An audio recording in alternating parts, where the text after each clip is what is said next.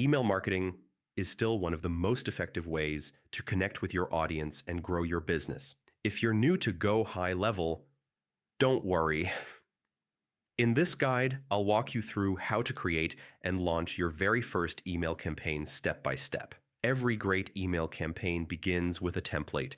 Think of it as the foundation of your message. To get started, go to the marketing section inside your Go High Level dashboard, then click on Emails.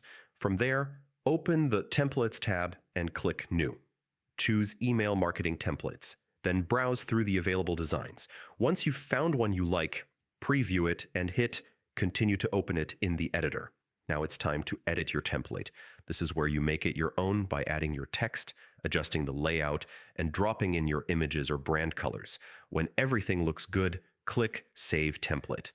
Before sending it out, it's always a smart idea to send yourself a test email. Just click the three-dot menu, select Test Email, and enter your details. Once you're happy with how it looks, you're ready to move on. Next comes the exciting part, turning your template into a live campaign.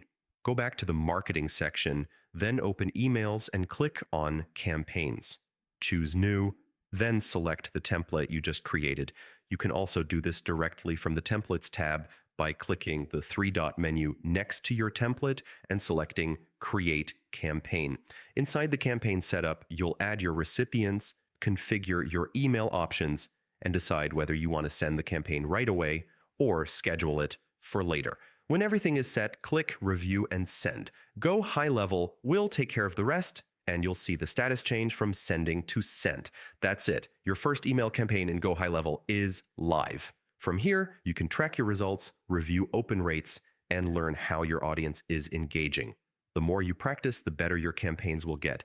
And that's a quick beginner's guide to using Go High Level for email marketing in 2025.